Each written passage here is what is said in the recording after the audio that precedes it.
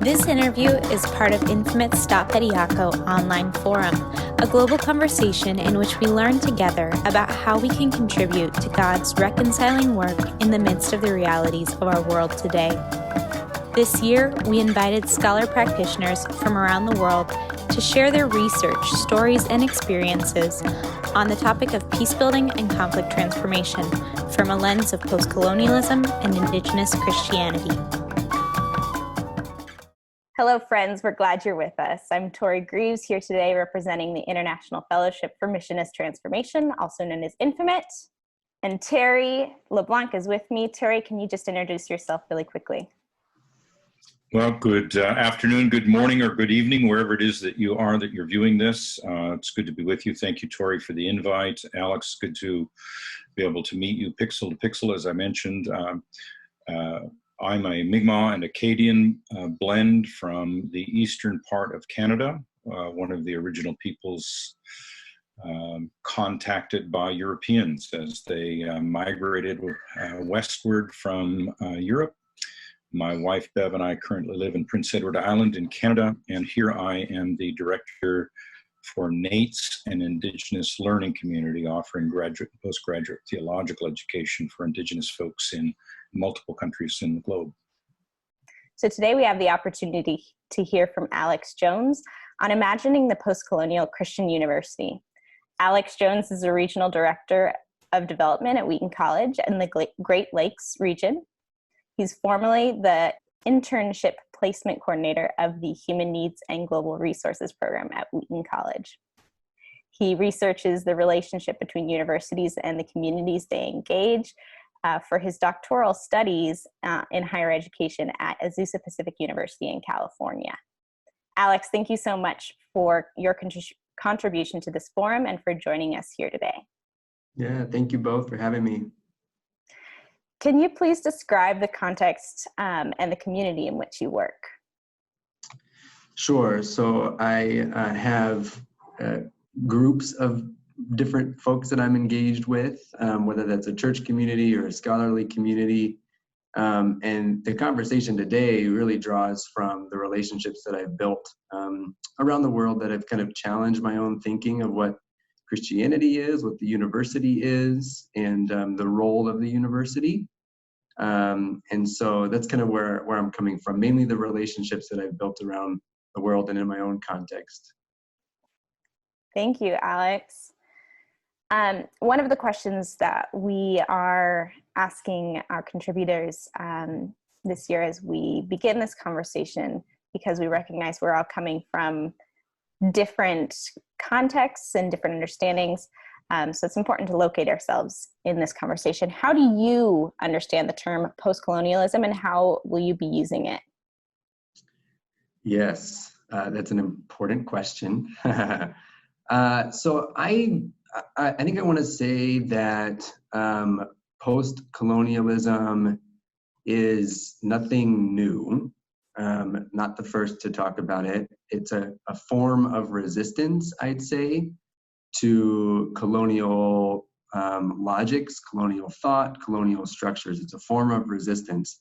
And as such, people have been resisting colonialism for a long time. And I think it's important for me to recognize that in the space of privilege that I have in a Christian college or university in what we call the United States today, there have been many humans, lives, and earth that have been damaged and harmed and lost because of colonialism as they were resisting colonialism. And so when I come to this space, I'm fully aware of the fact that colonialism in the past and in the present has harmed real people and real places. And so even in the resistance of colonialism, I think it's important to recognize and name that. And for me to come to this space thinking of post-colonialism as being a part of that resistance. I think the term itself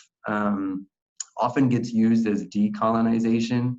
That's kind of what folks mean by it, is undoing the certain aspects of colonization that have harmed places and people around the world. So maybe whenever I think of post-colonialism, I think of it in that way as well. But I like the term resistance too, and just kind of a form of specifically naming aspects of colonialism and then resisting them in certain ways. For the person not well initiated in the broad sort of rubric of post-colonial studies and post-colonial endeavors, the terminology can often elicit the idea that we're on the other side of the colonial impetus, the colonial drive, etc. Could you respond and talk about how you engaged that frame for people, particularly in relation to sharing of knowledge and use of knowledge in the university context? Great, Terry, thanks. Yes, so the way that I kind of think of it is that colonization was a general time period that occurred.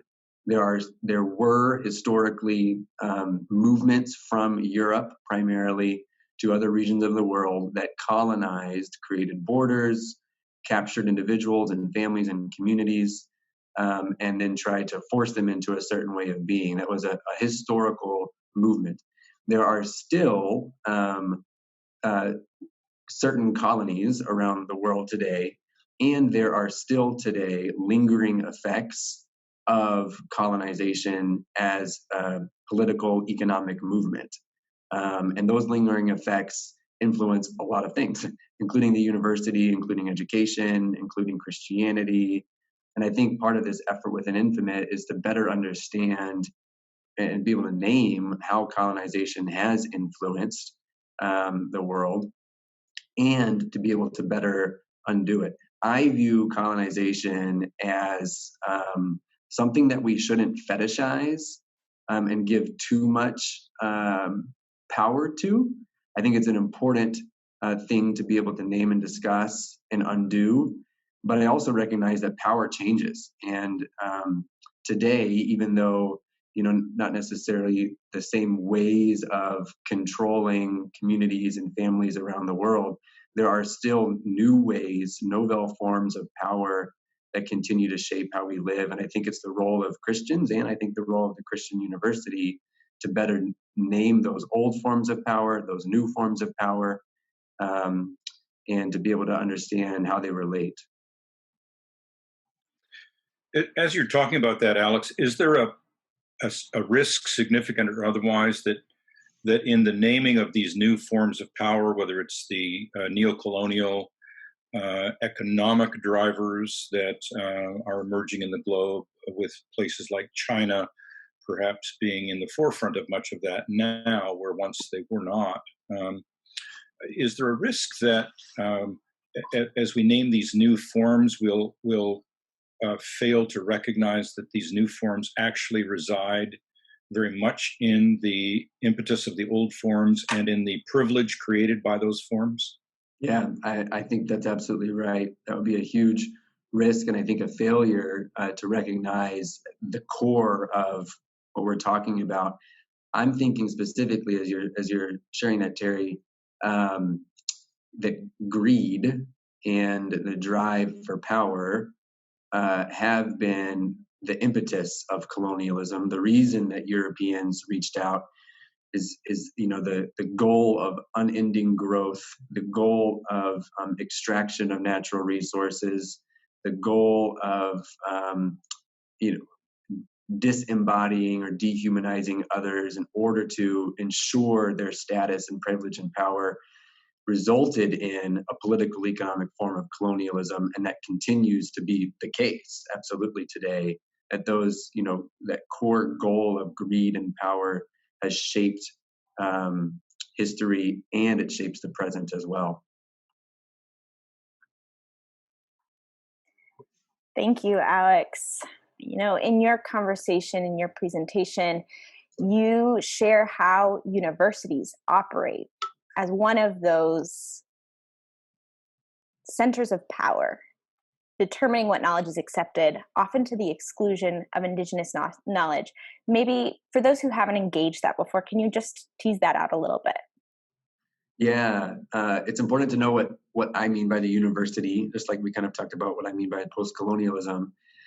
There are many kinds of universities around the world, and there are many kinds of indigenous universities or learning spaces around the world as well. When I'm thinking of the university, I'm specifically thinking of the European model that was so instrumental in colonization and is so instrumental in continued privilege and power in around the world, not just in the U.S. or Europe. Historically, universities were founded for elites. They were founded to train primarily Christians to be the next leaders of church and society, training pastors, training professors, training politicians.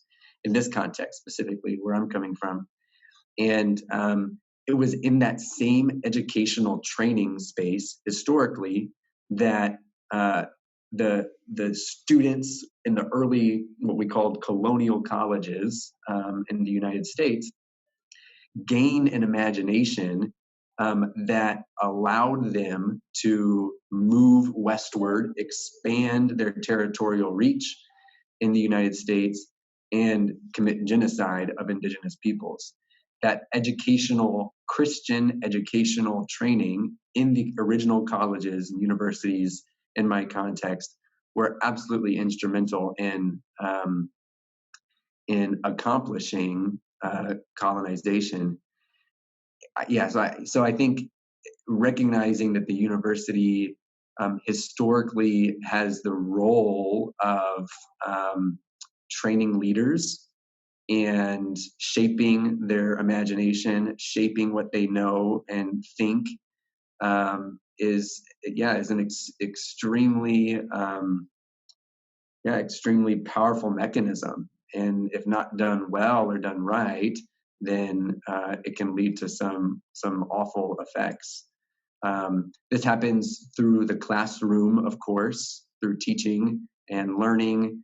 And so there's certain movements to decolonize teaching and learning, absolutely. It happens in the ways that universities engage the world through service. And there's ways of decolonizing service in the university. But it even happens in just kind of what we understand to be valid forms of knowledge. I mean, even some of the more progressive universities still give credentials. You get a degree when you graduate. And that is a relic of the colonial enterprise. And so I think from the very basic classroom education to the codification or documentation of learning and true learning is part and parcel of what the university system is and does, its role in the world. And I think imagining the post-colonial university, the post-colonial Christian university, is a challenging task because it's so paradoxical. The university as a site of power, many places are thinking of what post-colonialism may mean. It's just kind of ironic that the university is a main space where that's occurring, or a space where that's occurring, because of its role historically and contemporarily as a place of power and privilege. So at this point, I can imagine people saying to themselves, yeah, but don't I want my orthopedic surgeon to have credentials? Or don't I want my coronary bypass surgeon to have proper credentials? So when you say the degree or the award from study is a colonial experience, what do you mean by that? Yeah, I mean that within certain academic disciplines, there is a general understanding that in order to get the Bachelor of Arts or the master's degree or the PhD, you have to reach a certain place in your understanding and utilization of knowledge. Well, typically that kind of knowledge that is valued, that is accredited by accrediting bodies, are in general champions of Western thought, so to speak. And that would be the case throughout the world as well, throughout Africa, throughout Asia. In the educational resources that I'll provide, there's documentation of the same thing occurring through things like the World Bank, through even the United Nations. All around the world, there's a systemization of knowledge. And I suppose that systems of knowledge are not inherently bad, but when those systems of knowledge continue to perpetuate Western imperial thought, that would perhaps be problematic. I think the example of, having an orthopedic surgeon, having the experience and the documentation to know for sure that they're doing what they're doing is, it's a good example. But I just wonder if even in that, the assumptions of what a credential is and what it means and why that particular degree has a credential, but other kinds of knowledge don't have credentials, just makes me wonder what the university is really championing in that space. Mm. Yeah. So again, my imagination goes to the days of, and it was certainly beyond how we understand the term today, apprenticeship. One apprentices with people who carry skill, experience, knowledge, understanding, et cetera, and at a point in time, those with whom you apprentice deem that you have moved beyond the apprenticeship into either the master of the particular discipline or skill and so forth. So is that the kind of thing you're referring to as a different way of viewing things? Is that sort of an idea?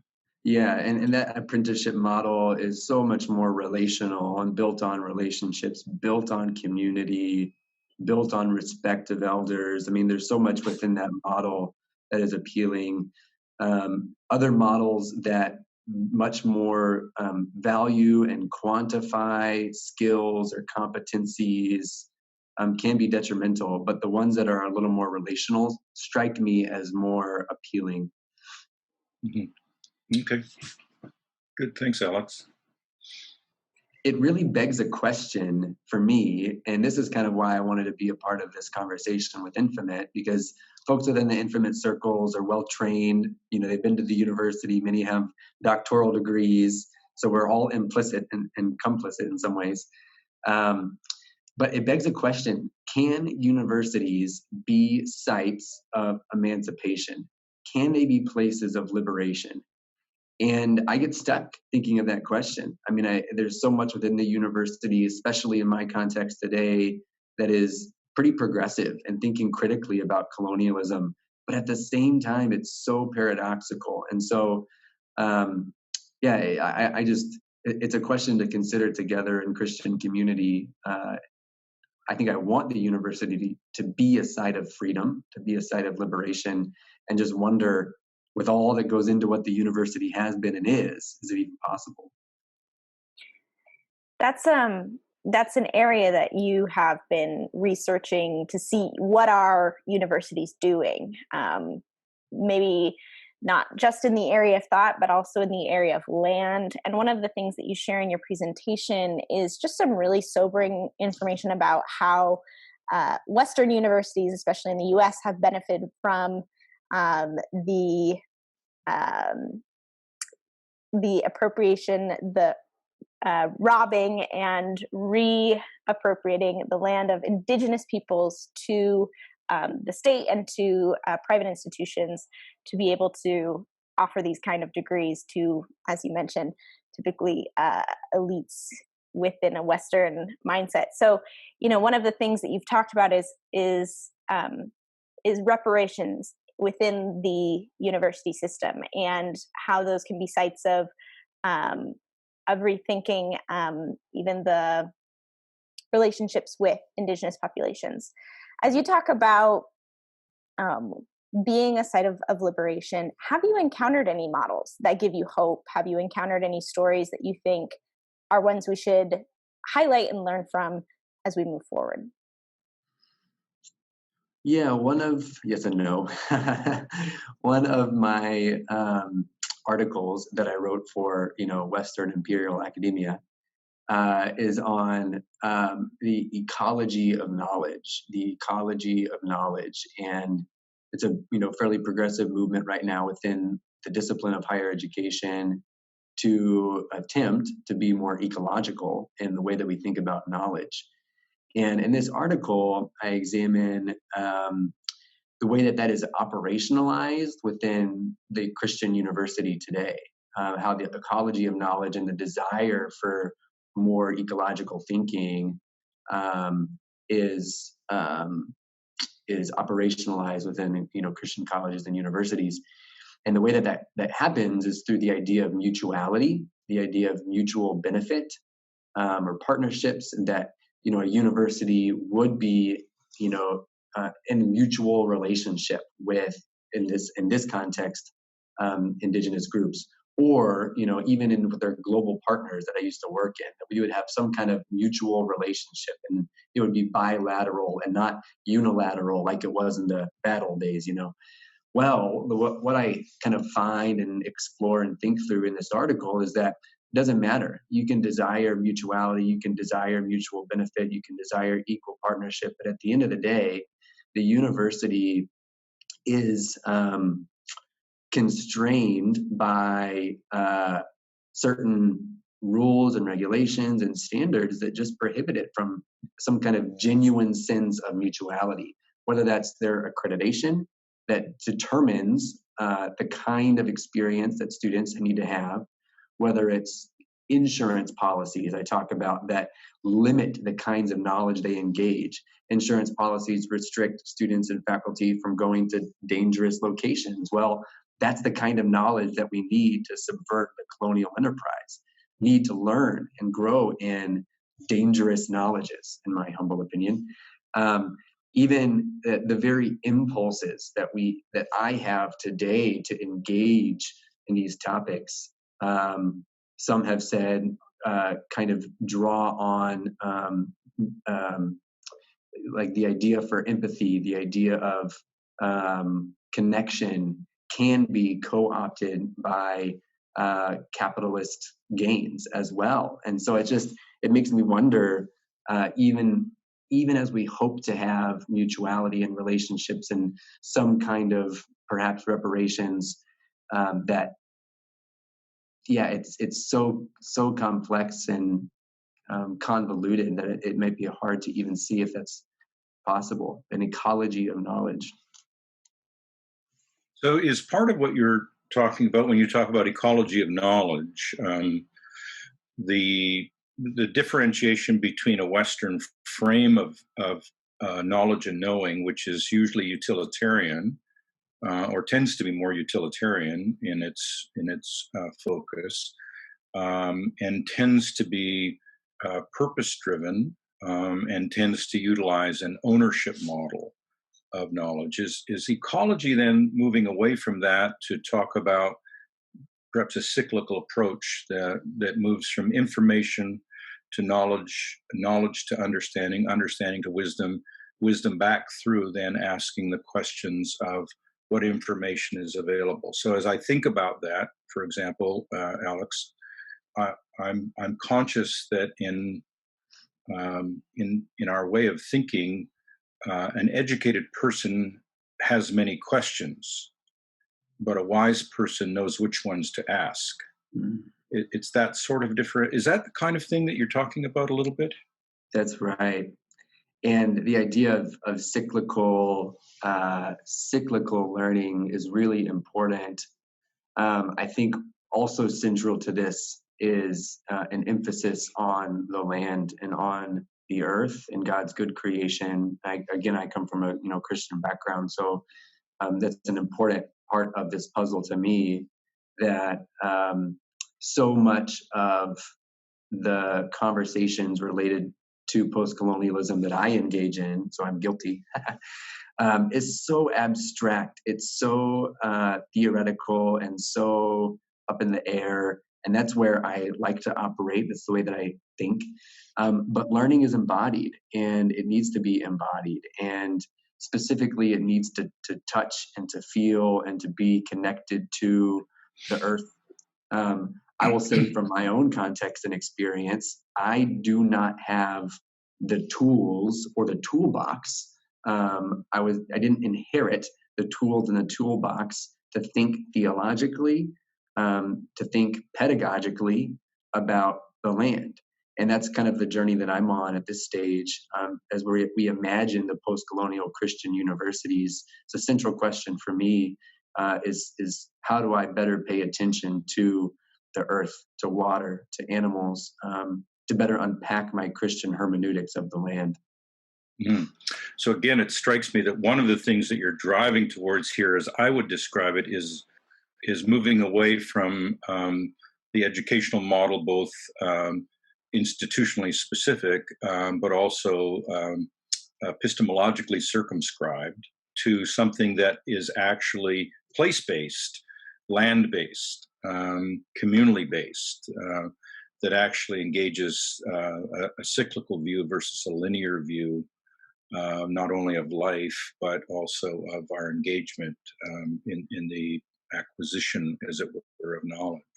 Yeah, and one thing to mention here, Tori, is that, so as you mentioned that, I'm thinking, this is ideal. I mean, that's the way we should go. But I've got a 5-year-old, I've got a 2-year-old kid, and I'm thinking, how are they going to get jobs? You know, and that's the conversation and you mentioned this earlier.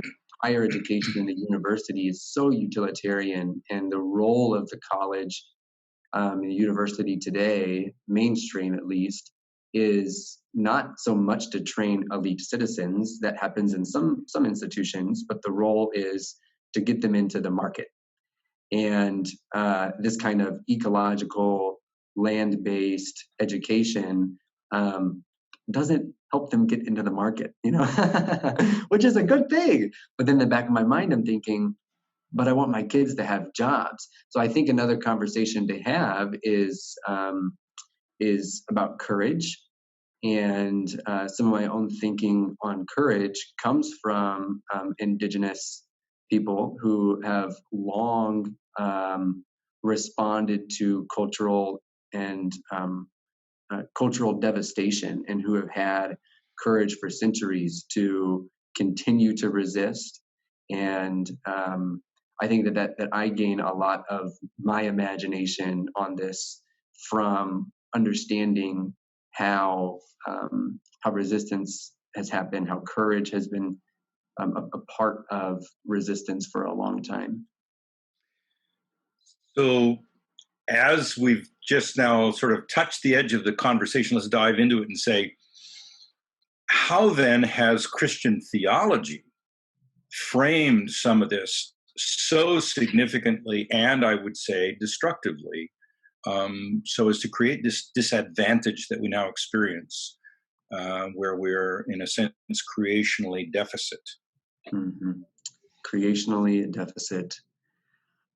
The Christianity that I grew up with, I grew up in the southern part of what we call the United States, in Texas, and I grew up in a Southern Baptist household. I'm sorry. Yes, I think from my own reading, from my own relationships, Christianity specifically, I would say Protestant Christianity, and I would say even more so kind of fundamentalist and evangelical theology, has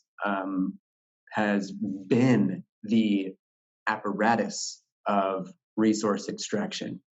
It has been the apparatus of mastery and control, which are requisites to colonialism in the past. And if they continue today, which they are, will continue the same story. The idea of mastery, the idea of viewing creation as something to extract and to utilize, are theological contingencies that are not separable from, they're absolutely inherent to what's transpired in the past couple centuries.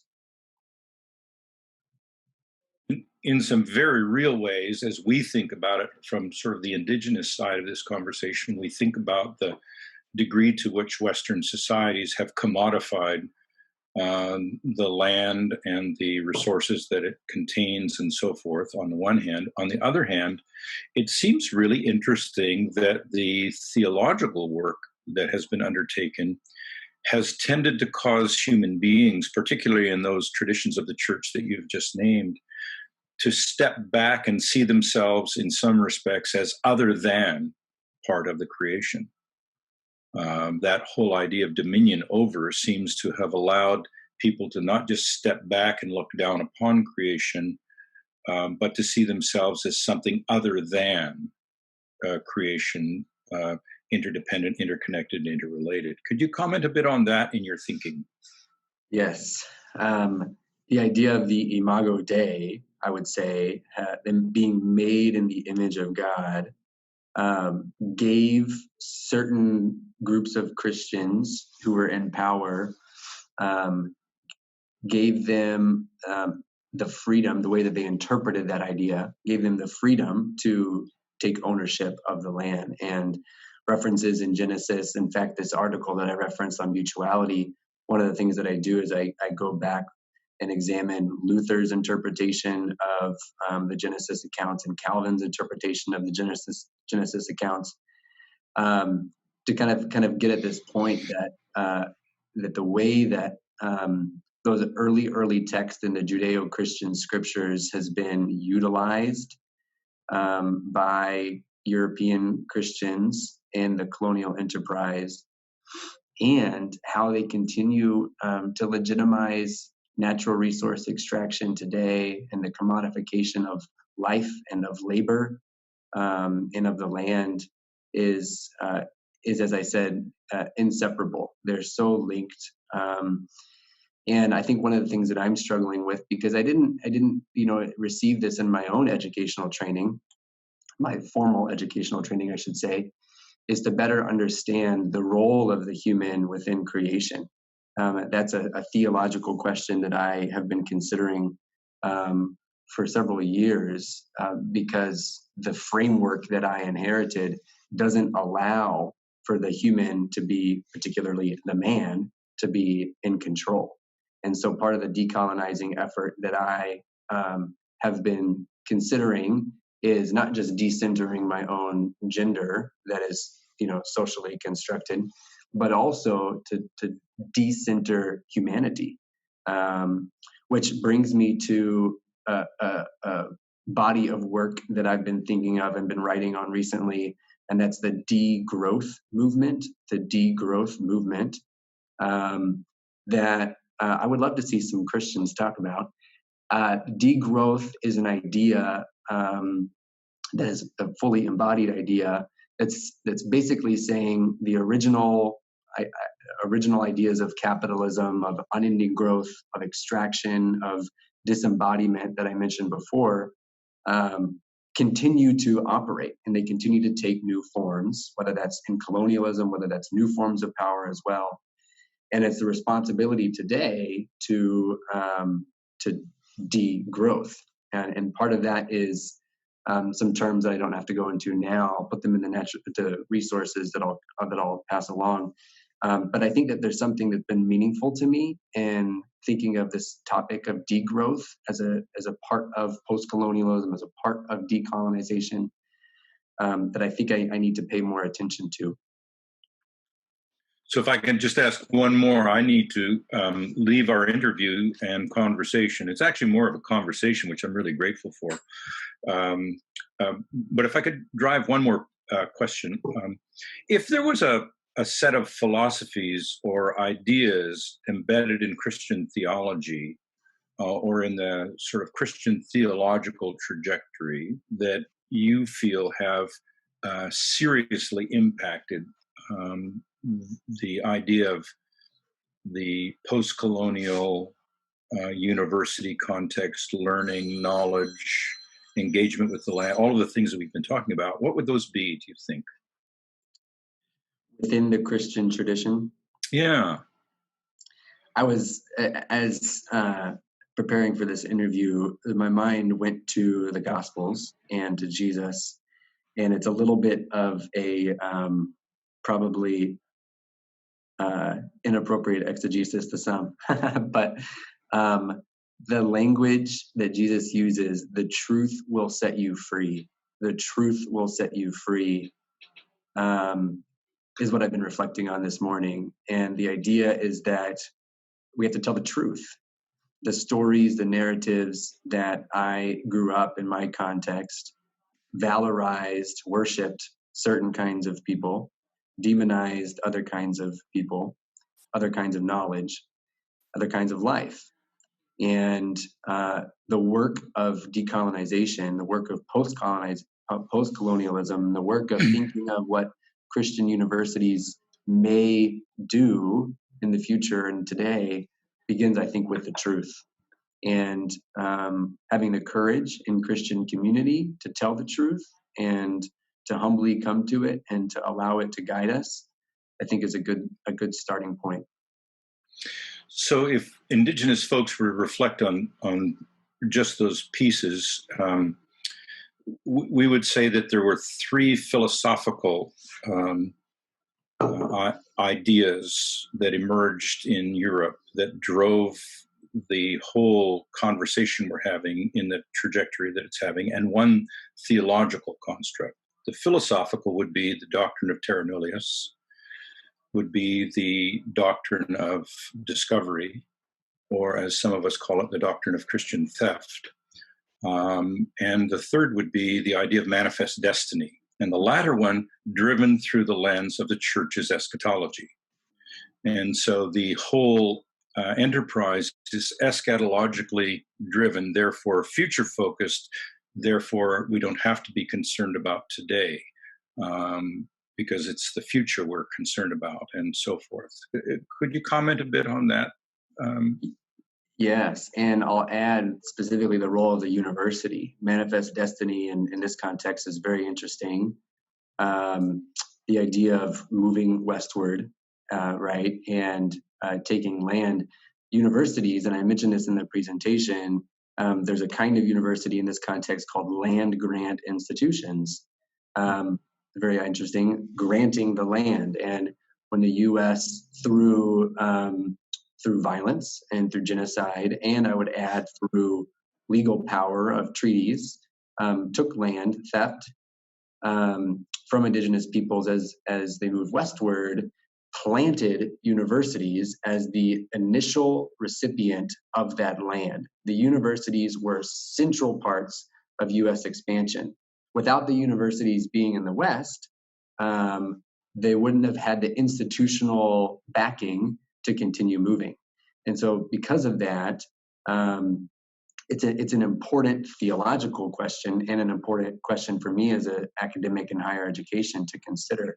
Today, land grant institutions are some of the largest, and they are, by their original documents, supposed to be training in industrial agriculture and in other forms of knowledge that, some would say are counter to the original forms of knowledge that were on this land. And I think although most Christian colleges and universities aren't training in that mode right now, there certainly is a connection between manifest destiny as a theological move and the role of the university in the United States today. Mm-hmm. I suspect you have, but I'd be curious if you've engaged the Chief Justice John Marshall's 1823 decision in the Johnson v. McIntosh case that actually situated the argument in exactly those places and points of quote unquote legal contention that displaced indigenous peoples, using the doctrine of discovery as its foundation. Yeah. So in another article that I've written, I talk about the idea of forced consent, and I compare it to the ways that universities engage the world outside of the U.S. today, where they force the consent of other countries and other peoples to follow their own policies and rules and regulations.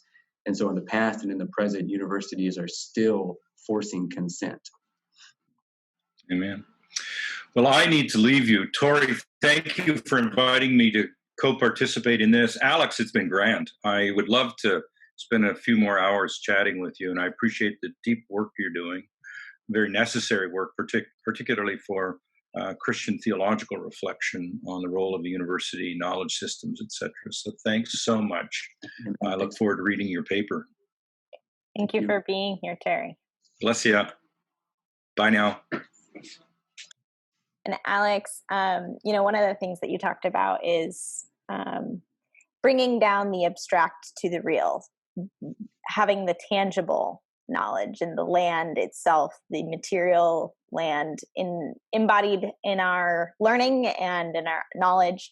And, the realities of needing to find courage to take some of those risks and resist some of these ideas of the university being basically job security yet, for the next generation, that sort of thing. So I'm just wondering, as we think of listeners who are just wondering, what can I do?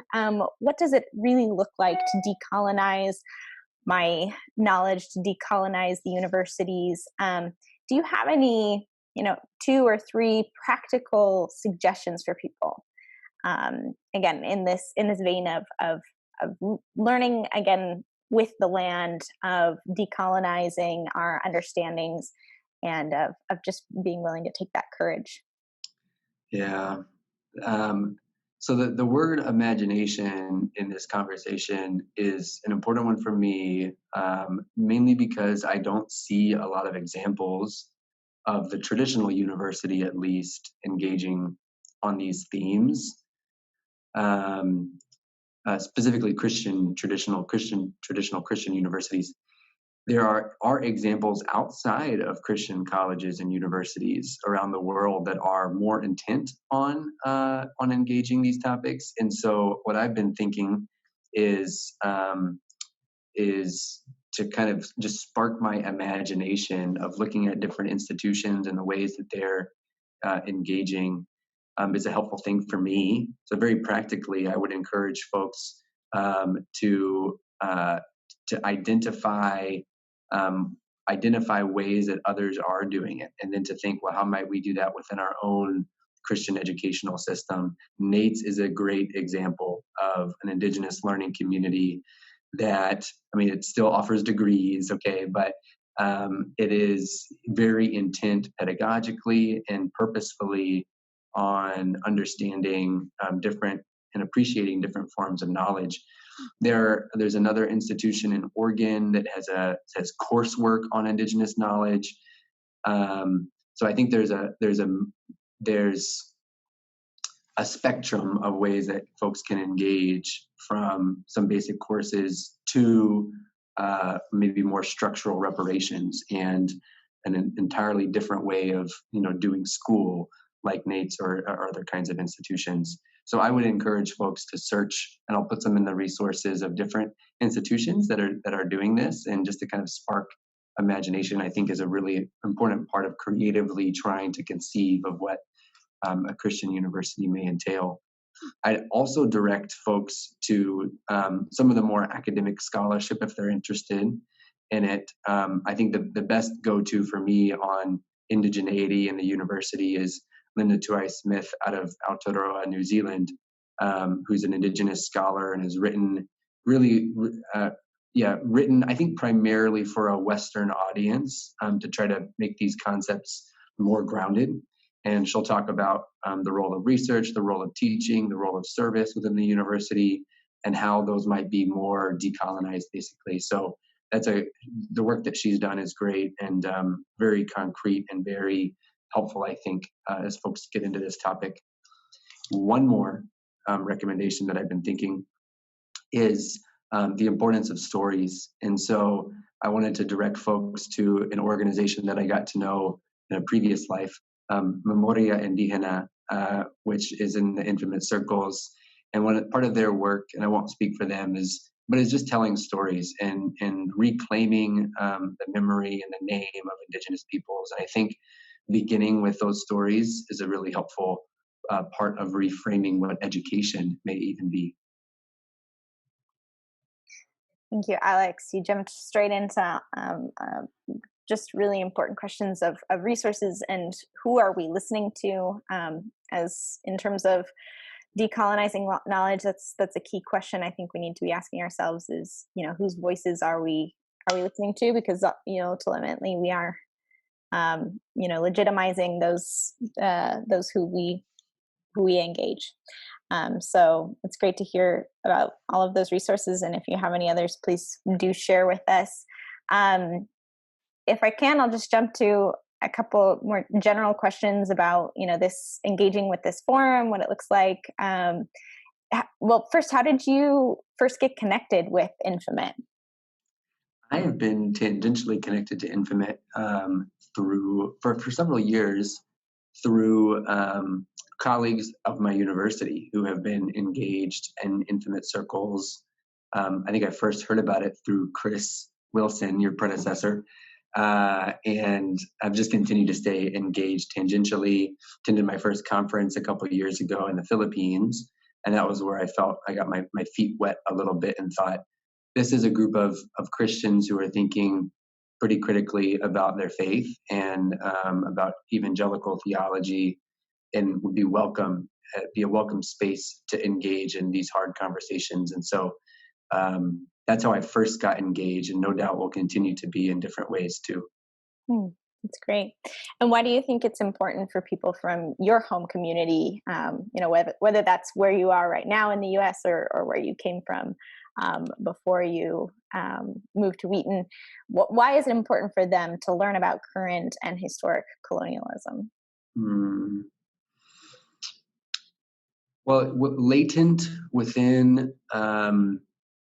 evangelicalism in the United States, and even within more broader forms of Protestant Christianity, is an ethic of love. And for me, my reason of engaging, and I would say that what I would hope the reason for my home community engaging in these hard conversations is because of love, because of the love that God has given to us, and the love that we ought to have for those around us, particularly those on the margins who my people have actively marginalized, and to better love those around me. And beginning with that, that posture and position of love allows you to listen to others and build relationships with others and have them shape the way that you're thinking about things like postcolonialism in the Christian University. So I would encourage folks from my home context who aren't engaged in these conversations to draw on their faith more deeply, which requires of them to love God and to love themselves, to love their neighbors, and to love their enemies. And if that's the case, they really believe that, and they'll want to push in and press in to better loving those around them, their brothers and sisters who are calling them and challenging them to think more deeply about the past and the present. That's great. And Alex, now I can just open up the space. Is there anything else that you'd like to share with us, that you'd like people to be engaged with or questioning as they move throughout this forum this year, or any final comments? Yeah, I can end with a quote, not my own words. It's the quotes of an activist from Cuba, where I was reading last night with some other scholar practitioners about these very topics, actually. It's kind of funny. But it's a guy named Martí, who was very active in early post-colonial thought in the 60s. And one of the things that he mentioned that stuck out to me is this. He says, "Until the Indian is caused to walk, America itself will not begin to walk well. Until the Indian is caused to walk, America itself will not begin to walk well." And in my context, it's an important realization. And as a Christian committed to freedom and emancipation and liberation, that's something that needs much more thought and consideration. Until the Indian is caused to walk, America itself will not begin to walk well. Thank you, Alex. It's been great to have you here today. Thanks, Tori.